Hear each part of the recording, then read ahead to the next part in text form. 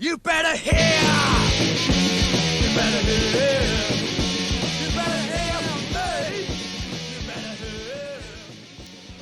Mention Southend-on-Sea in casual conversation to anybody that doesn't live here, and it's not unlikely that the response will be a condescending snigger about Essex girls, white van man, or reality TV show The Only Way is Essex.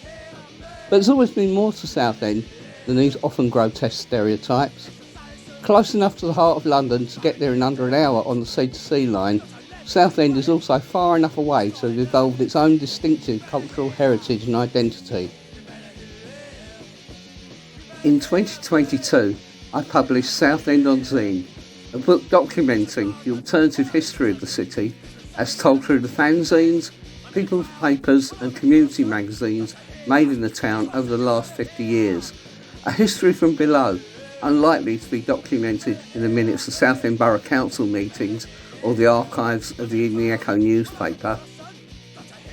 During my research, I gathered a wealth of material, including artefacts, oral histories and interviews, several of which I wasn't able to use for the book, but which opened up many portals into an otherwise lost or undocumented non-official other history of this city.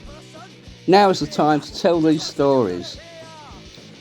The You Better Hear podcast is an expansion of the territory initially opened up by the book project, capturing, amplifying and celebrating these hidden voices.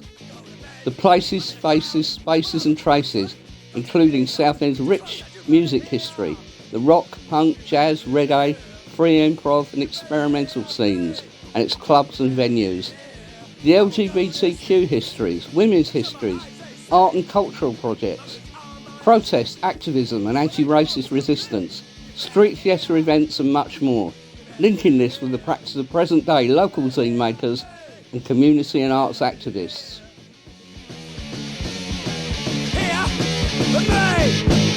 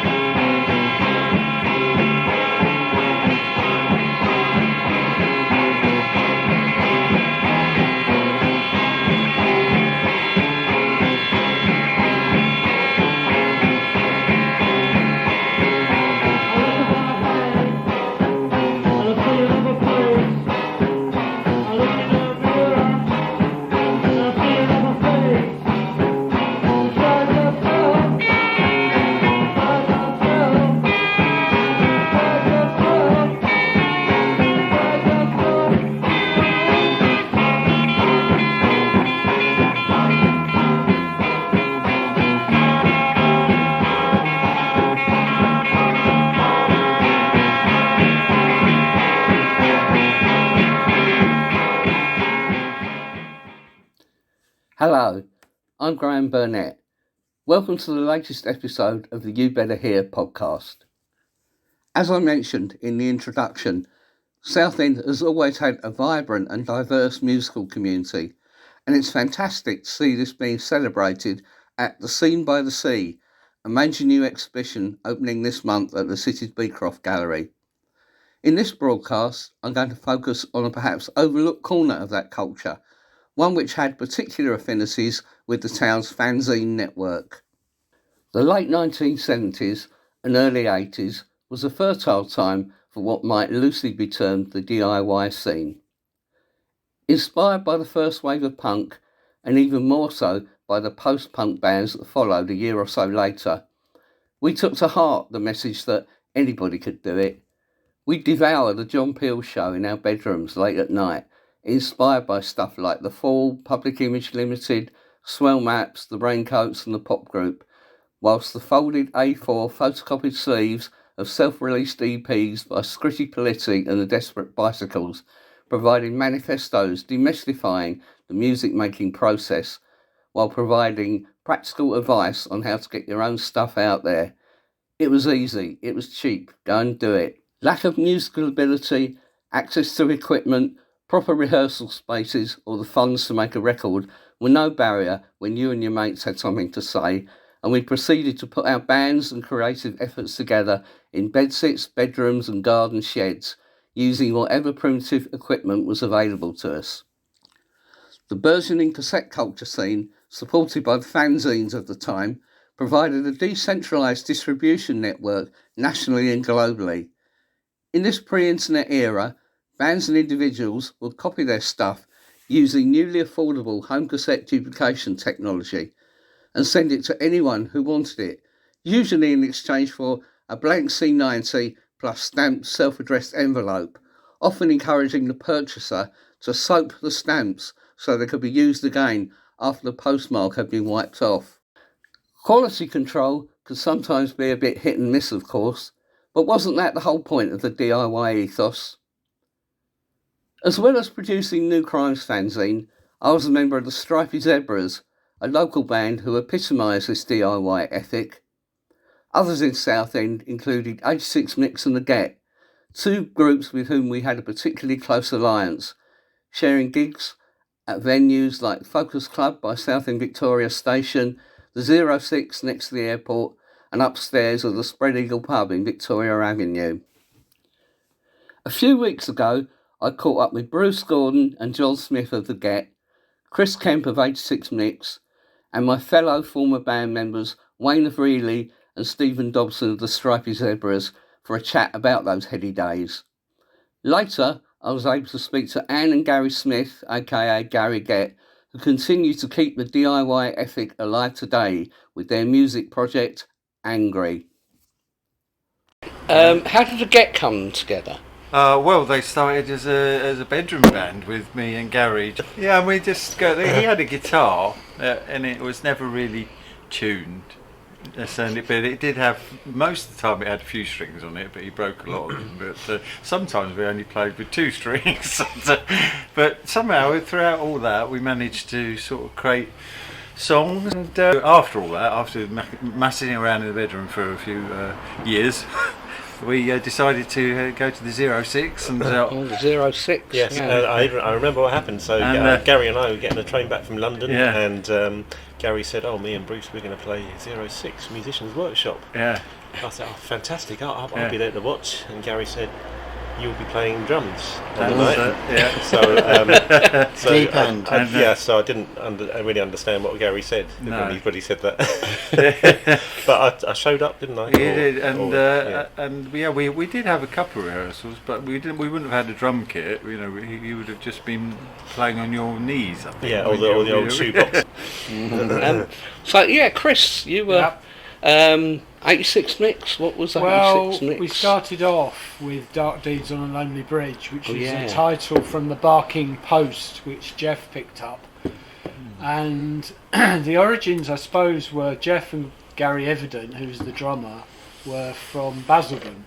And Basildon was a bit of a hotbed of music stuff, and there was Depeche Mode who started there. And we actually practiced in one of the classrooms in the school where Depeche Mode were down the corridor. But Jeff came over to me when we worked in the civil service in the same sort of area in Southend in Alexander House, and he said, "Oh, would you fancy starting a band?"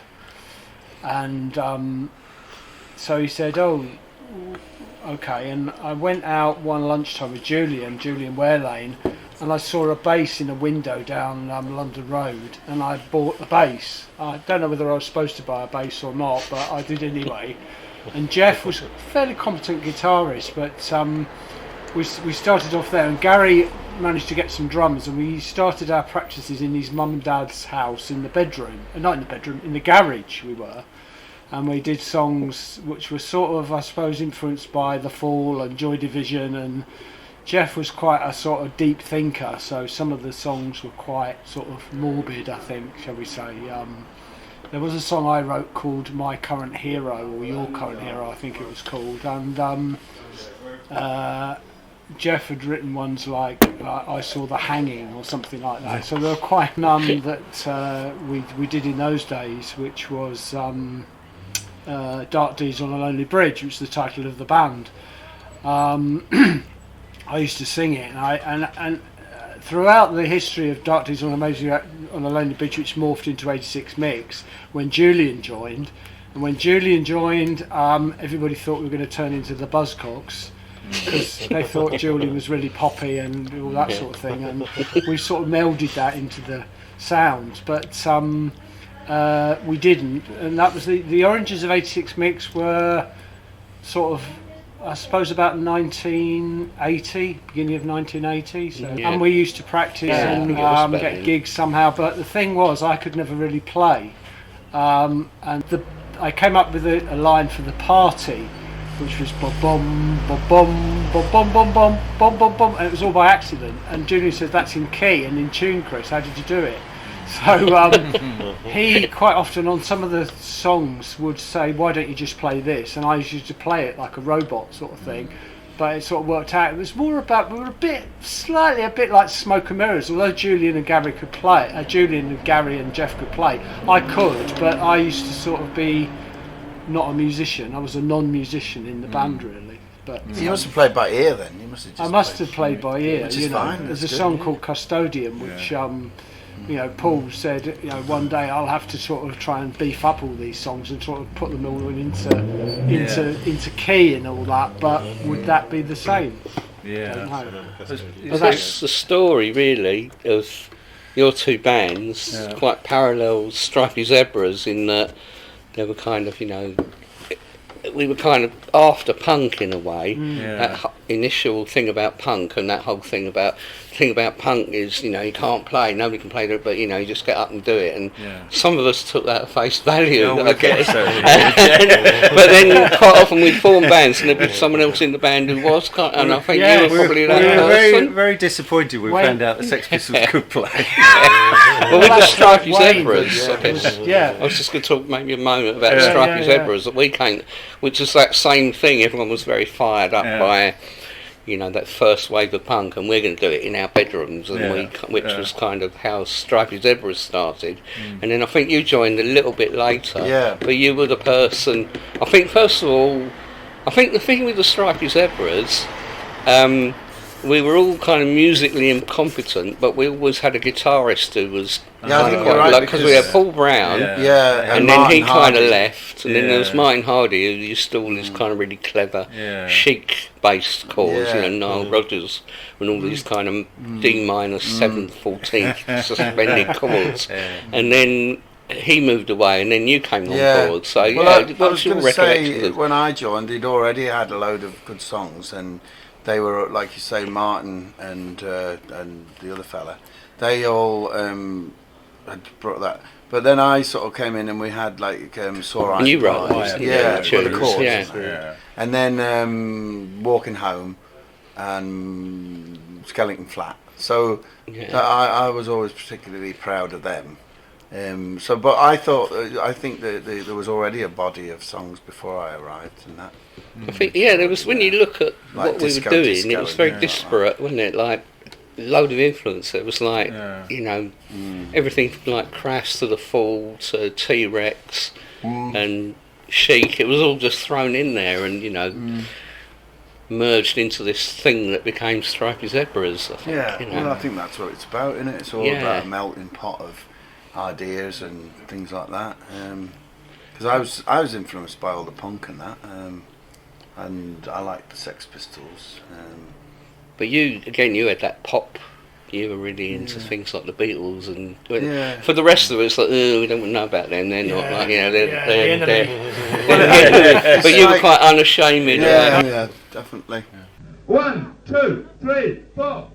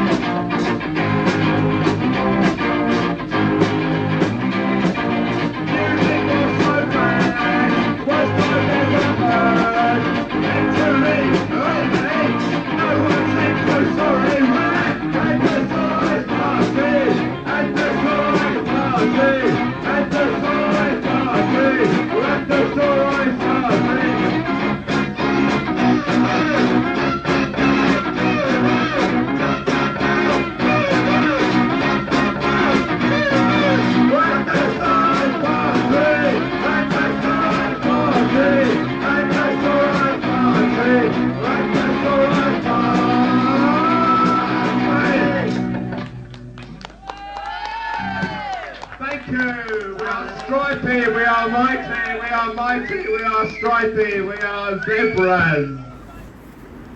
Steve, we were talking earlier about how that Southend DIY scene provided a sort of home for those of us that didn't really fit in. As a teenager, I felt very different from other people, and owing to my sexual orientation, felt very much an outsider. However, when I joined the Stripey Zebras, literally not being able to play a note on the bass guitar, I felt accepted and even a little bit pleased to be outside society. I felt comfortable with like-minded people and began to feel a bit more comfortable and confident with my gay sexual orientation.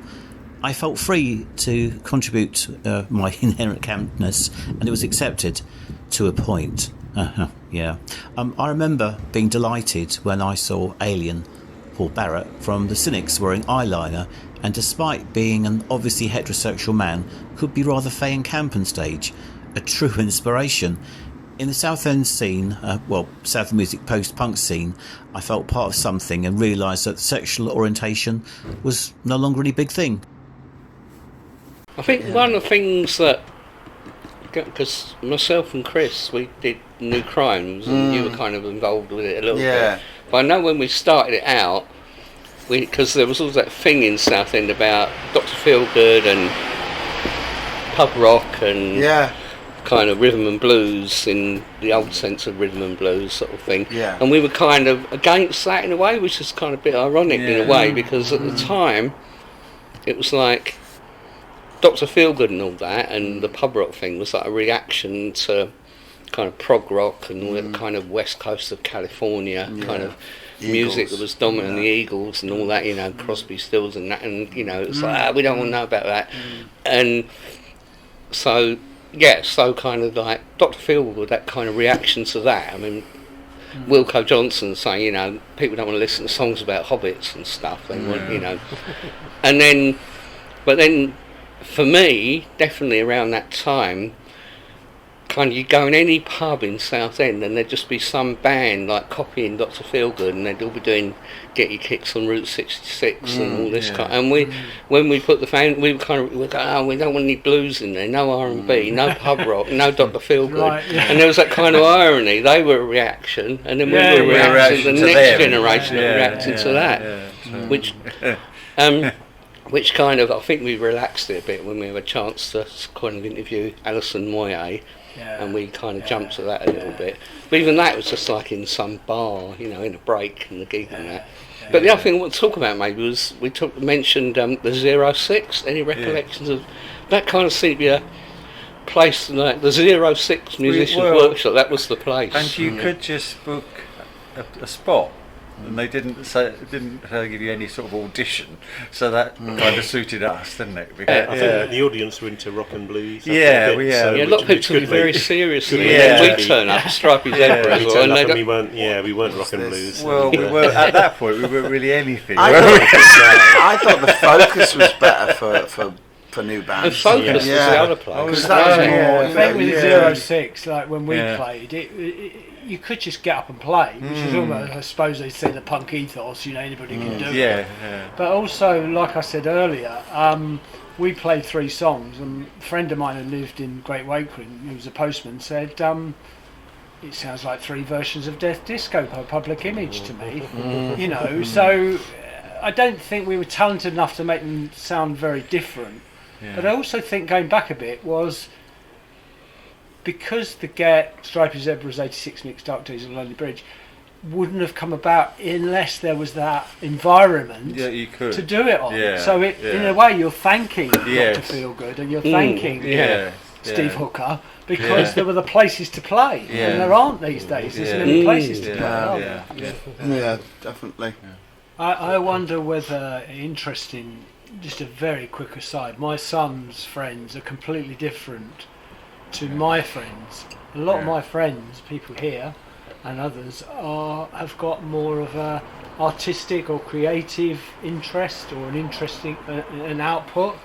You know, I mean, even I do write stuff, poetry, prose, or whatever. So there's some spark there for me because of maybe what I tried to do with some of the songs or tunes back in 1981 or 1880. That's fair enough. I think what's interesting is the people who I knew and the people here today is a lot of those people are still doing something. So like Bruce, Wayne, Steve Dobson, still doing something, maybe not every week, but still feeling a passion for it and wanting to do something. It's the desire doesn't really go away. Peter his son, you know. Yeah, definitely. Clooney Square, bashing on kids and crashing on guitars. Clooney Square, birthplace of rock and roll stars. We were just boys, making all that noise. We only had 3 strings and we couldn't really sing. We were just boys, making all that noise. We only had 3 strings and we couldn't really sing. Clooney Square, bashing on kids and crashing on guitars. Clooney Square, birthplace of rock and roll stars. We did bad disco, we really had no bounds. Sometimes we did punk, we just messed around. We did bad disco, we really had no bounds. Sometimes we did punk, we just messed around. Clooney Square, bashing out tins and thrashing out guitars. Clooney Square, birthplace of rock and roll stars. Clooney Square, bashing out tins and thrashing out guitars. Clooney Square, birthplace of rock and roll stars. So I've got Gary and Ann Smith, who have been involved with Southend's music scene for a very long time. So yeah, Gary, can you tell us your perspective on the Get? Well, the Get had its origins in 1977. Bruce, who was a singer, used to come round to my house on Sunday afternoons, and we just used to, I don't know, just mess around. We spent a while making our own comics and things like that. I had an acoustic guitar lying around, and one day we just decided to pick it up and bash out some tunes. We were conscious that the punk line was that you didn't have to play a guitar, and we swallowed that hook, line and sinker. We never learnt to play that guitar at all. All we did was, we never even tuned it, we just hammered out a rhythm and then sung a vocal melody on top of that. And for the first few years we just recorded songs at home, and we didn't play live until 1981. There was a thing called a musicians workshop happening at 06, which was like a glorified open mic but for bands, but they also had a special guest, and they had some quite well known people playing there at some point. But because that was going on, we thought, wow, let's do it. And we were totally naive, and we literally got up on stage and just made a racket, basically. In fact, my guitar was turned down for the first song, I think, and then somebody from Stripey Zebras came along because we bumped into them just by chance. No, we went to one of their gigs actually and told them about the gig and about us doing this, and they came along, and one of them kindly jumped on stage and turned the guitar up. But it was quite something to get kind of the Stripey Zebras kind of. Yeah, before we even played, we sort of formed this camaraderie with the Stripey Zebras, but it was total chaos that night, and there's a tape of it, and it sounds like there's a riot going on. It's ridiculous. And we sort of refined ourselves from there on. We got some sort of more distinct way of playing and performing catchy poppy punk songs, I guess you'd say. We never always sounded very amateur, but catchy and likeable, I like to think. And didn't you make a flexi disc? We did. We couldn't afford to do a proper record, so but there were things called flexi disc, which used to be attached. Mainly, we'd find attached to music papers, pop magazines. So we did a run of flexi discs of the song "Vampire Dread," because we thought that was the most catchy and commercial song. I think we actually sold quite a few copies. I think it's just because of the novelty. I think we sold about 400, but it meant I had about 600 left sitting in my loft somewhere. And are they still in your loft? Yes. Occasionally someone offers to give me a $5 for a copy, which is very nice. But I tend to give them away if people are interested. Right. And then... the interesting, sorry, I don't know if you mentioned this before, I made a very rough picture sleeve for it. It took me about 10 seconds to produce, cutting and pasting some photos and photocopying it at work. But the sleeve ended up in the Hayward Gallery in an exhibition of punk graphic art. Oh no, it's amazing, isn't it? This stuff that we kind of just thought of as ephemera and throwaway. Who'd have thought that, 30, 40, 50 years later, this stuff would be kind of, not only collectible, but it would be would be recognised as works of art and hanging in kind of national galleries and stuff, which is kind of quite an important quite representation strange. of the scene at the time. Yeah, I know. It seems ridiculous, but there you go. Yeah. No. And then moving on a few years, after the Get, I believe you were involved with Kronstadt Uprising. Could you tell us a little bit about the Kronstadt Uprising years? Yeah, I joined towards the end of their life. They had the heyday really before I joined, when they were sort of associated with the anarcho-punk scenes. They had a single out on Spider Leg, which was the Flux Pink Indians record label. But when I joined, they were sort of changing direction. They where before it was pretty much hardcore, sort of thrash punk sort of thing. I think everybody's taste was more to sort of the rock and roll side of punk, Johnny Thunders, New York Dolls. So it was starting to change into that style of music, keeping the sort of political edge to it. So I joined as singer, but we were really against the grain at the time. I thought we had a really good sound, a really good set, but the music world was turning away from that sort of music at the time. It was very into jangly pop, or on the anarcho-punk side it was very noise, sort of avant-garde sort of direction, and we didn't really fit in to any sort of scene at the time, and it just got hard work, and it sort of fizzled out really, which is a shame, because I think we had a good thing going. But you did make a record, didn't you? We did make a record, Part of the Game, which is quite a rock and roll-y punk sound.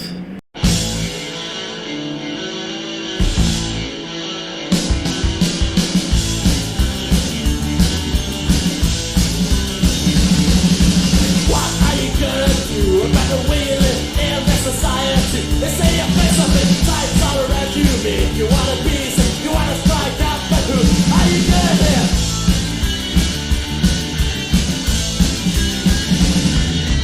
Gonna play a game where everybody is lying.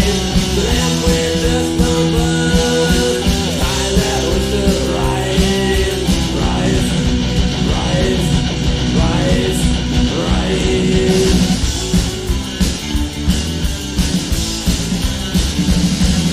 You ain't got a clue what the enemy's talking about. Feel inside you, man. You wanna scream yourself, put it in your heart. Makes you wanna go to those stupid people who really make you feel ill.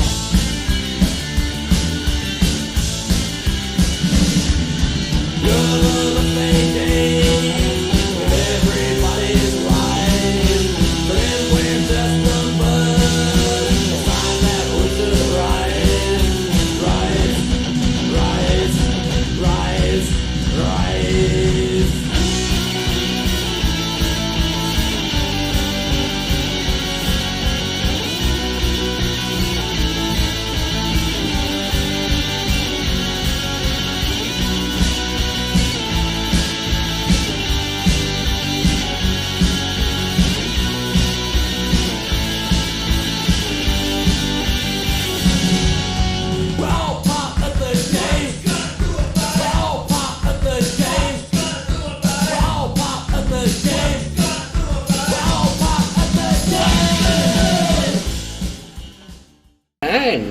we spoke a little bit before the tape was running, as it were, about the Preview Club in Southend.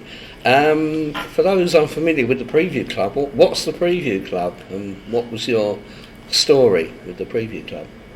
So I kind of like to go back a little bit, because my musical background was, I did music at school, I was in orchestra, which was kind of important. Although I was dreadful on the violin, it helped me to kind of play along with other people.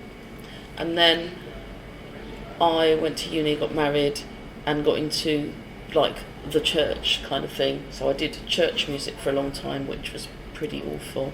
But I really wanted to sing, and then I was walking along the road one day and there was an advert on the wall, singing lessons. Went along, and one of the things we did was we practised to go and perform in public, and we were told, well, there's this place, the Preview Club. It's a good place to start. So we went along, and I had no idea what was going on, and it said it started at 8. I turned up at 8, and I was the first person there for about an hour, and then played there. Felt sick, thought I'm never doing that again, I'm never getting up again. Watched my tape, felt even more sick, thought that was dreadful. I did Killing Me Softly, I think, or something. And but the Preview, I then, for some reason, even though I hated it, hated performing and felt sick, I kept going back. And eventually, like, my marriage split up and did various things, but the Preview was a club that's been going since, well, it's over 40 years now, open mic. It was going once a week at the Spread Eagle pub in Victoria. Prittlewell. Got really involved in it. Then we moved to the Royal Navy Working Men's Club in 2011. Was there for a few years, and now it's moved to the Plough, and it's once a month, but it's still going. But for me, it was important to meet people, to sort of learn techniques, to, I guess, grow. When I met Gary, which was we just bumped into each other doing something completely different, and he was into punk and kind of introduced me to punk, or reintroduced me to punk. We went to punk gigs first, and I absolutely loved it, didn't I? And you weren't sure how I'd take it, because I'd done all these covers and very conventional things, but I actually loved it, and it felt really real and really kind of, it was like deep, soulful stuff. Do you know what I mean? It was like the stuff they're trying to do in church, but no, it's actually, punk is doing that. It's talking about the stuff we're feeling, and you know, I just completely embraced it. I'd started doing open mics, just doing solo stuff, and then you just started writing these lyrics, very angry lyrics. Yeah, I was sort of signed up to an agency, and they were sort of messing me about a little bit. So I wrote a line, they just want their money, they don't give a fuck. And then suddenly it turned into a poem. And then suddenly it had music. Yeah, I thought I could do something with that. It just turned into a song. my guitar. And then one day Gary, when we first met and started going out, he rang me up and said, I'm Gary and you're Anne. You're Anne and I'm Gary. We could be angry. And I thought, that's a really weird thing to say. And that's kind of like, I used to go to a church where they would give couples names according to the man and the woman, and they'd join the name together, but this was actually a word. This actually word made sense, you know, it was just bizarre, kind of blew my mind. And yeah, then we did this song, didn't we, called Money. They just want their money, they don't give a fuck. And then you just started writing more things. Like, we meet people and they would do things, and I would feel like, yeah, you're a little bit false. And I'd write a song about it. So every time I got angry or annoyed with something, there was a lyric. I wrote a song. And it was actually quite a healthy way of dealing with it, rather than internalising it.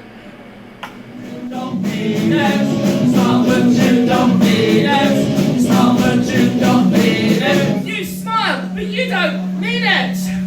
No, you know she's not the one, and you're just out there having fun. And fun and how she's feeling.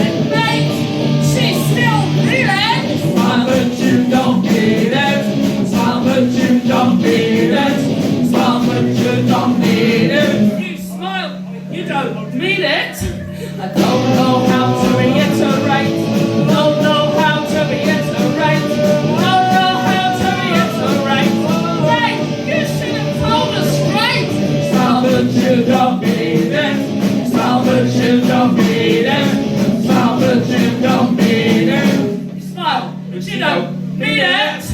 Tell that you don't mean it. Tell that you don't mean it. Tell that you don't mean it. You smile, but you don't mean it.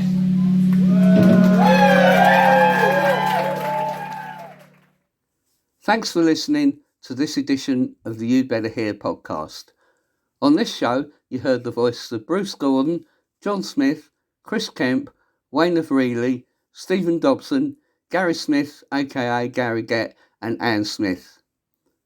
You also heard the sounds of 86 Mix performing Describe Yourself at the Focus Youth Centre, Southend-on-Sea in 1981, Stripey Zebras at the 06 playing Sore Eyes Party in 1980, Clooney Square by The Get recorded at home in 2010, Part of the Game by Kronstadt Uprising released on Dog Rock Records in 1985, and Angry performing You Smile But You Don't Mean It at the Cavern Club, Liverpool in 2023. The theme song You Better Hear is by Southend's first punk band, The Machines, from their True Life EP on Wax Records, released in 1978. This episode is dedicated to Martin, Sam Fulton, Colin Dodson and Julian Ware Lane, who all left us far too early. I'm Graham Burnett. Look forward to seeing you all again soon.